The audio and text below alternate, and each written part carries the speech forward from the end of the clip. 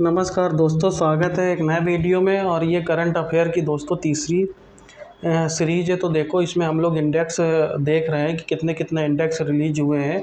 तो उस इंडेक्स को कौन कौन ऑर्गेनाइजेशन रिलीज करता है और उसके साथ में भारत की उन इंडेक्सों में क्या स्थिति है। ठीक है, क्वेश्चन यहीं से आएगा कि भारत की रैंकिंग क्या है, या तो ये कौन रिलीज करता है, ठीक है, और पहले नंबर पे कौन है। तो ये सब चीज़ें आपको याद होनी चाहिए। तो दोस्तों आगे बढ़ते हैं और देखते हैं कौन सा इंडेक्स है। तो देखो, पहला ये इंडेक्स है वैश्विक शांति सूचकांक। ठीक है, तो वैश्विक शांति सूचकांक है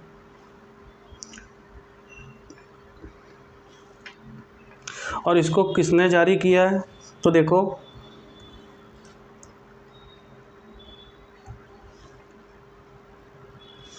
एक इंस्टीट्यूट ऑफ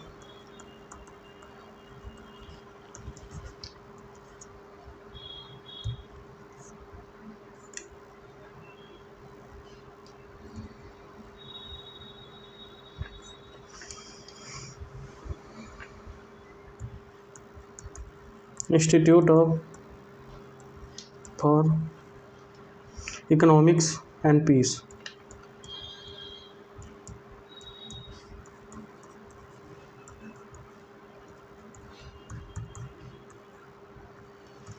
इसने रिलीज किया है ग्लोबल पीस इंडेक्स।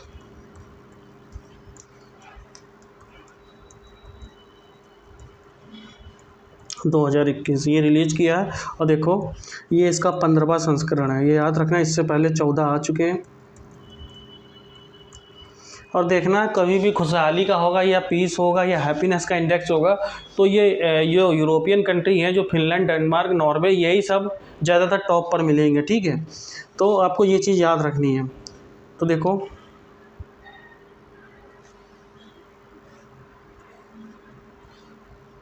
इसका विषय क्या है? जटिल विश्व में शांति का महत्व, measuring peace in a complex world,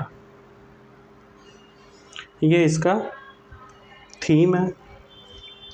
और इसमें कितने देशों को शामिल किया गया है? तो 163 देशों को शामिल किया गया है। और देखो, सबसे पहले शांति सूचकांक में सबसे ज़्यादा शांति कहाँ पर है? तो आइसलैंड। न्यूजीलैंड नंबर 2 पे, तीसरे नंबर पर डेनमार्क, चौथे नंबर पर पुर्तगाल और 5वें नंबर पर स्लोवेनिया। तो अगर आप ये कोड देखो तो INDPS, तो ऐसे याद कर लो, इंडिया से IND और PS। I से आइसलैंड, N से न्यूजीलैंड, D से डेनमार्क, P से पुर्तगाल और S से स्लोवेनिया। और सबसे ज़्यादा अगर ये बात की जाए कि सबसे ज़्यादा शांति कहाँ पर नहीं है, मतलब सबसे ज़्यादा अशांति कहाँ पर है, तो अफ़गानिस्तान में। अफ़गानिस्तान में सबसे ज़्यादा अशांति है और ये 163 नंबर पर है दोस्तों। ठीक है, और भारत की रैंकिंग है 135।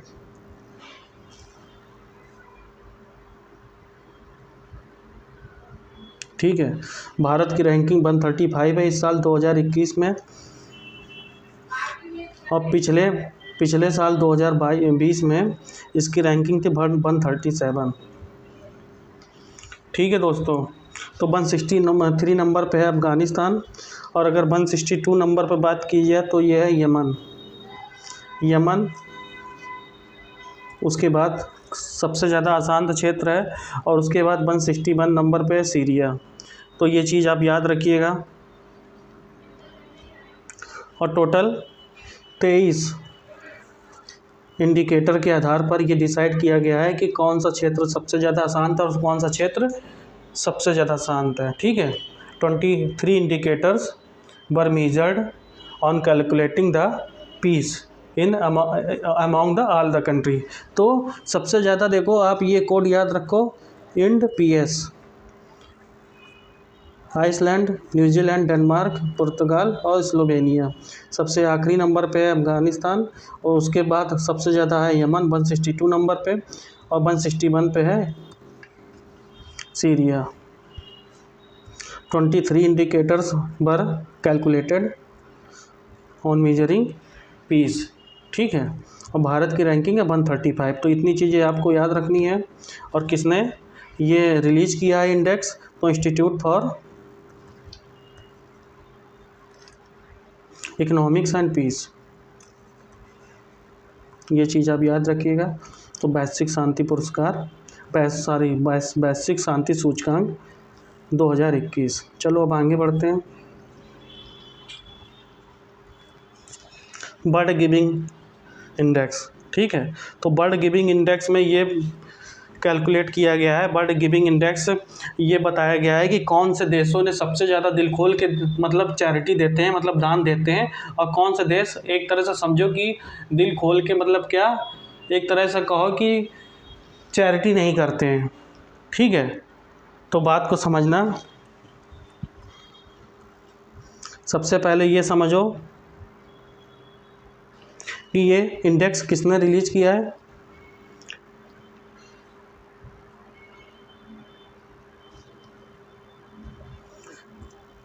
चैरिटी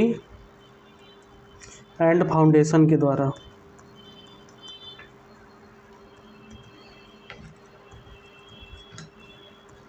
ये कहाँ पर स्थित है? यूके में, ठीक है दोस्तों, यूके में स्थित है ये इंस्टीट्यूट, चैरिटी एंड फाउंडेशन। इसी ने बर्ड गिविंग इंडेक्स ये जारी किया है।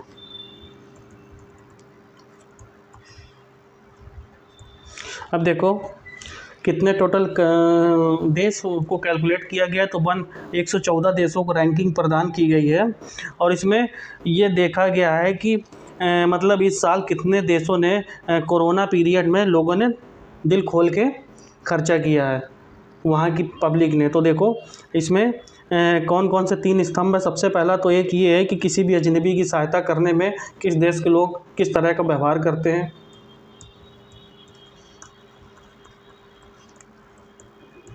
ठीक है।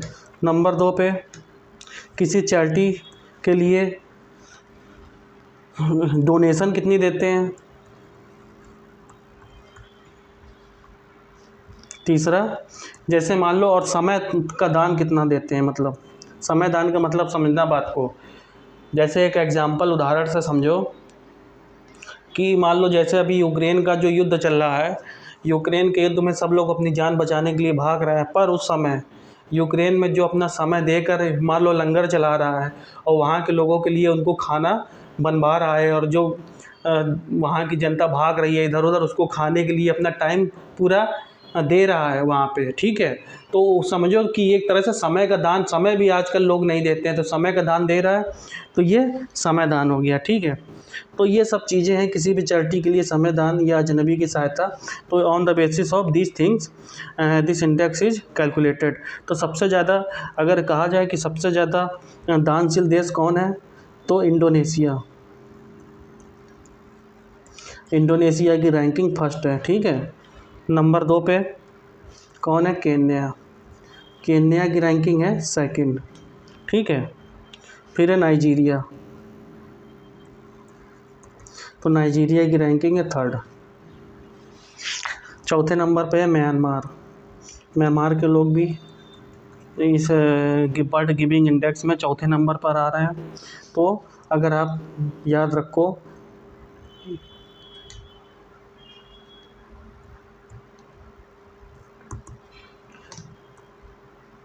देखो इंडोनेशिया, केन्या, नाइजीरिया और म्यांमार,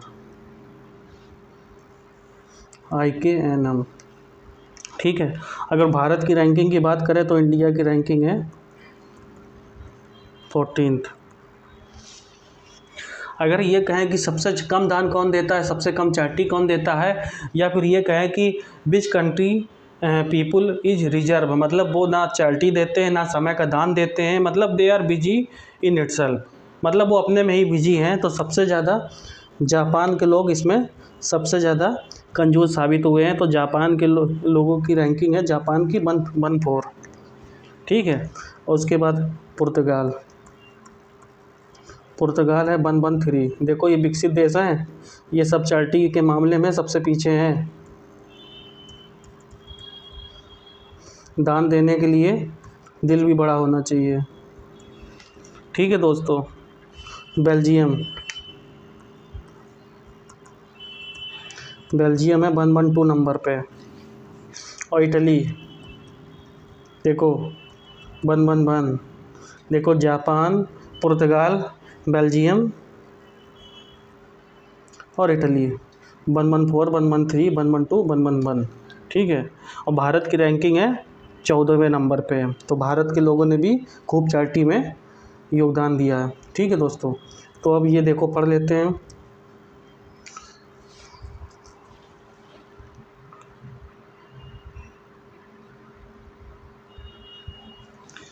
यूके स्थित है, ये चार्ज नहीं है, charity and foundation. Charity and foundation के द्वारा बर्ड गिविंग इंडेक्स जारी किया गया। 114 देशों में 3 स्तंभों पर यह आधारित है। किसी अजनबी की सहायता करना, किसी चैरिटी के लिए आर्थिक अनुदान, ठीक है, और समय दान। इंडोनेशिया को सबसे ज़्यादा दान देने वाले देशों में शामिल किया गया है और दूसरे नंबर पे है केन्या। ठीक है, ये लिखा नहीं, गलत हो गया। और सबसे कम ध्यान देने वालों में जापान का नाम है। भारत की रैंकिंग है 14 और यूएसए और यूके को मिला है 19वां और 22वां स्थान लगातार। ठीक है, चलो अब आगे बढ़ते हैं। विश्व प्रेस स्वतंत्रता सूचकांक। ठीक है,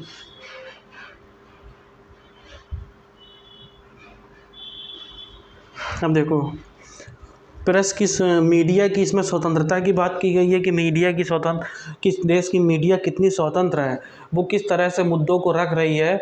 और यह तो नहीं कि सरकार के जो कहने पर जो भी सरकार कह रही है वो कह रही है। तो इस तरह की बातें, इस तरह का इंडेक्स पे ये जारी किया है रिपोर्टर्स विदाउट बॉर्डर ने। रिपोर्टर्स विदाउट बॉर्डर ने ये जारी किया है। 180 देशों की मीडिया का इसमें आकलन किया गया है। ठीक है, तो सबसे पहले नंबर पर है नॉर्वे। नॉर्वे की मीडिया स्वतंत्र है। उसके बाद है फिनलैंड, फिर है स्वीडन, फिर है डेनमार्क, फिर है कोस्टारिका। तो मतलब अगर रैंकिंग की बात करो तो 1, 2, 3, 4, 5। ठीक है, तो NFSDK Norway, Finland, Sweden, Denmark और कोस्टारिका। भारत की रैंकिंग कितनी है देखो 142। तो भारत 142 की रैंकिंग पे है।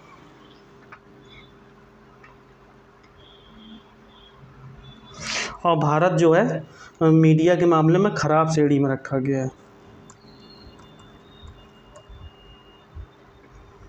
ठीक है, तो अब देखो जैसे भारत की रैंकिंग है 142। ठीक है, तो अब देखो भारत के पड़ोसी देश हैं उनकी भी रैंकिंग देख लेते हैं। तो नेपाल की रैंकिंग है 106, श्रीलंका की 127, म्यांमार की कितनी है 140, और पाकिस्तान भारत के आस ही पास है 145। तो देखो नेपाल की 106 है, श्रीलंका की 127, म्यांमार की 140 और ये पाकिस्तान की 145 है। और बांग्लादेश और भी पीछे है 152 है। ठीक है,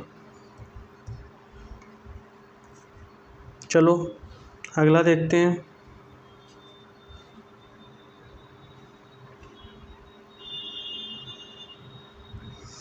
विश्व प्रसन्नता रिपोर्ट। ठीक है, तो विश्व प्रसन्नता रिपोर्ट देखो,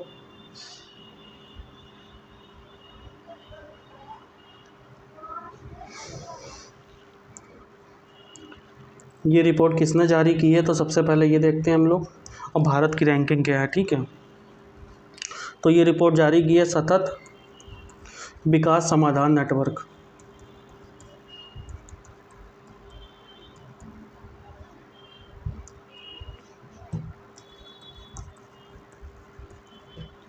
sustainable development solution network. Sustainable development solution network has released this index bird happiness index. ठीक है, जिसको बर्ड खुशहाली, विश्व की खुशहाली रिपोर्ट भी कहा जाता है।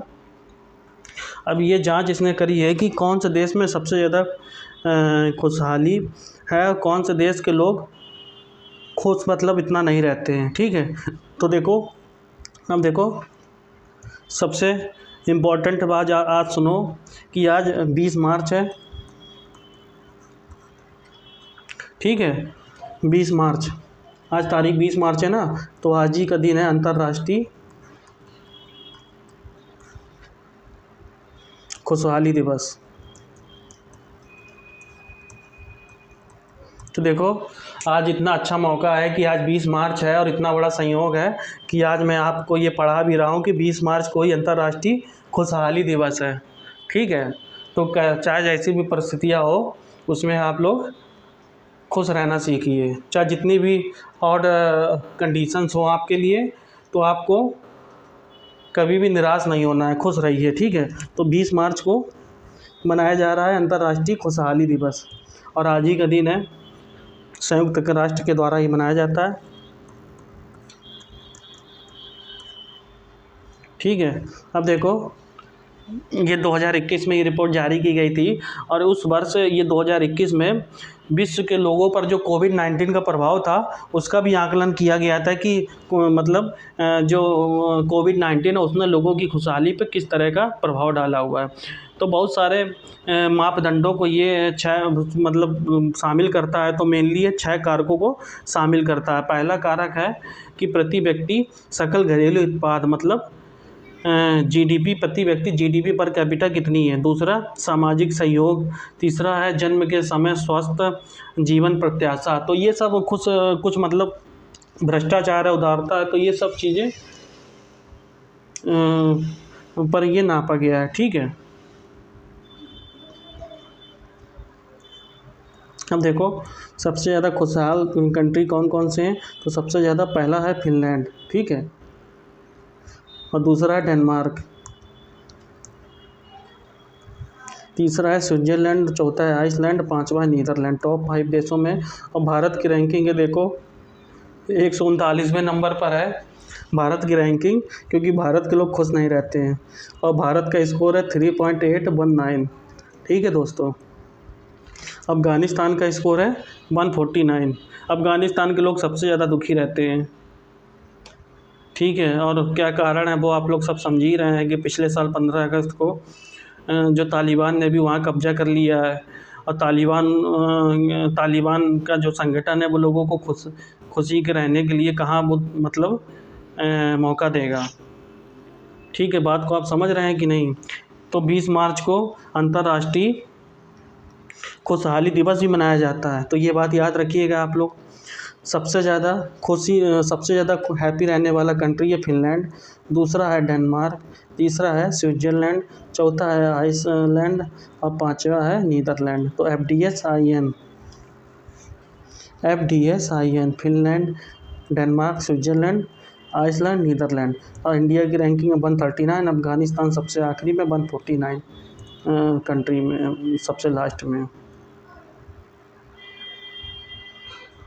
अब देखो, अब अगला इंडेक्स है वैश्विक लैंगिक अंतराल सूचकांक। तो दोस्तों देखिए, इस रिपोर्ट को इंग्लिश में कहा जाएगा ग्लोबल जेंडर गैप रिपोर्ट। देखो ये बेसिकली रिपोर्ट ये बताती क्या है, एक बात ध्यान से समझना। इस समय अभी एक मुहिम चल रही है कि किसी भी ऑफिस में, मान लो प्राइवेट सेक्टर के ऑफिस में, मान लो कोई पुरुष काम करता है तो पुरुष को सैलरी मिल रही है 48,000, पर वही काम एक महिला कर रही है तो उसको सैलरी मिल रही है केवल 38,000। तो जब वो महिला जाती है कहने अपने बॉस के पास कि सर मैं भी उतना ही काम करती हूँ जितना ये काम कर रहे हैं, तो इनको 48,000 मिल रहा है पर आप मुझे केवल 38,000 दे रहे हैं, 10,000 का ये गैप क्यों है। तो उसका बॉस कहता है क्योंकि देखो उसको परिवार अपना चलाना है, अभी तो तुम सिंगल हो तो तुम्हें पैसे की इतनी क्या ज़रूरत है। तो देखो ग्लोबल जेंडर गैप रिपोर्ट का मतलब ये है कि किसी भी वर्क प्लेस या किसी भी जगह पे, राजनीति में भी आप सोच लो कि अगर किसी भी स्टेट में अगर 200 विधायक चुन कर आते हैं उसमें 180 विधायक पुरुष हैं और 20 विधायक केवल महिला हैं, तो क्या ये तो क्या ये जेंडर समानता है? बताओ, आप मेरी बात का जवाब दो। और अगर कोई एक लेडी 38,000 पा रही है और उसी के बराबर काम करने वाला एक पुरुष 48,000 पा रहा है, तो क्या ये एक जेंडर समानता है? तो यही चीज़ है जेंडर ग्लोबल जेंडर रिपोर्ट।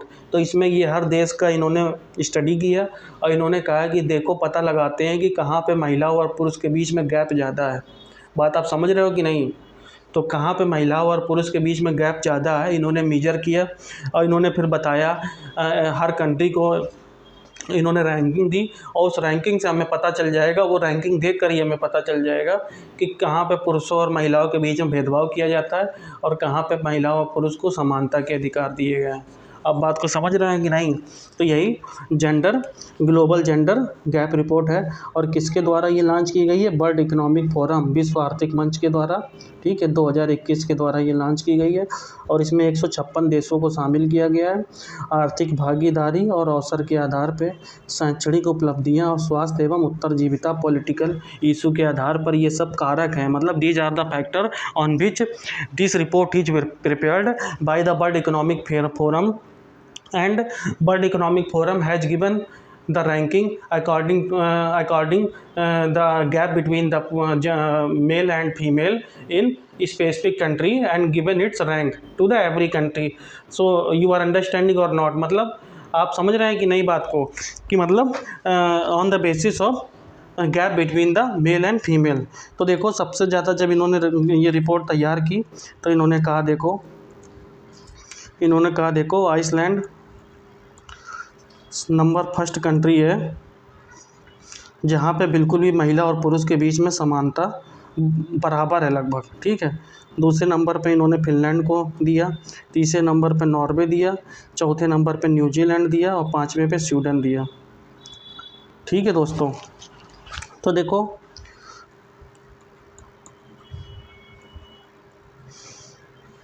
उसका कोड ये याद करो, IFNNS, Iceland, Finland, Norway, New Zealand और स्वीडन। इंडिया की ranking, India was rank on the position 140 and its score was 0.625, ठीक है, ये स्कोर है।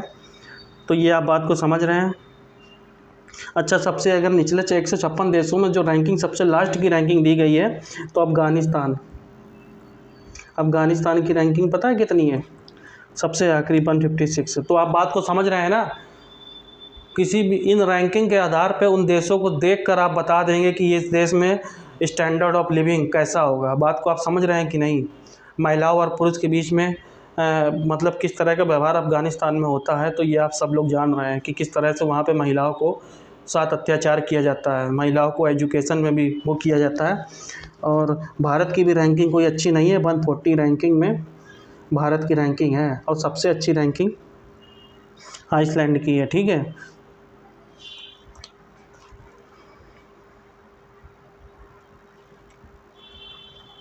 देखो आइसलैंड, फिनलैंड, नॉर्वे, न्यूजीलैंड और स्वीडन, ठीक है।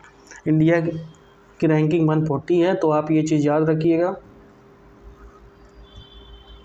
तो ये है वर्ल्ड लैंगिक अंतराल, ठीक है। अब देखो एक जल्दी से हम लोग रिपोर्ट पढ़ लेते हैं और ये इसके बारे में वर्ल्ड बैंक के बारे में हम बताएंगे। ये डूइंग बिजनेस इंडेक्स था 2020 में, अब ये रिपोर्ट बंद हो गई है, ठीक है दोस्तों। अब ये रिपोर्ट बंद हो गई है, ease of doing business report, और ये वर्ल्ड बैंक हर साल जारी कर रहा था बराबर 2014 से, पर अभी ये रिपोर्ट बंद हो गई है, ठीक है। भारत की रैंकिंग 2020 में जब ये आई थी तो भारत की रैंकिंग थी 63 और न्यूजीलैंड इसमें टॉप की पोजीशन में था,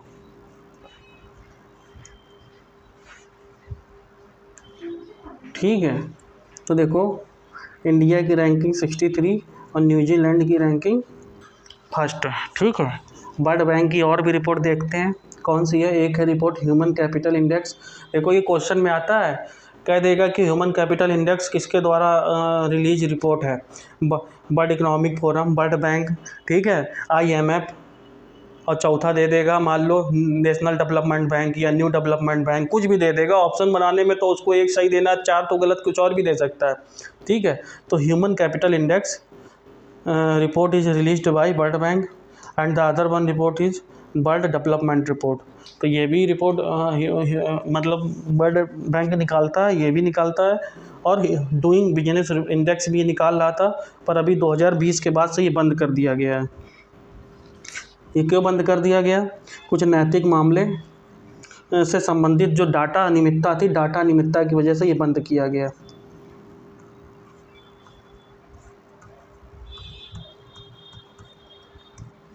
ठीक है, तो अब देखो, अभी ये वर्ल्ड बैंक के बारे में एक बार मैं आपको बताऊंगा, वर्ल्ड बैंक में कौन कौन से ऑर्गेनाइजेशन आते हैं। तो अभी आप केवल इतना समझ लो कि वर्ल्ड बैंक के ये 5 अंग हैं। IBRD, जिसको बोला जाता है अंतर्राष्ट्रीय पुनर्निर्माण विकास बैंक, ठीक है।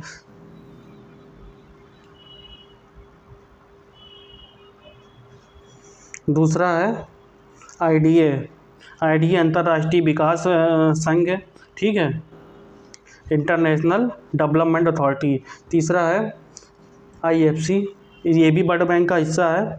इसका हिंदी है अंतर्राष्ट्रीय वित्त निगम, ठीक है, इंटरनेशनल फाइनेंस कमीशन, ठीक है। और फिर है मीगा है बहुपक्षीय निवेश गारंटी एजेंसी।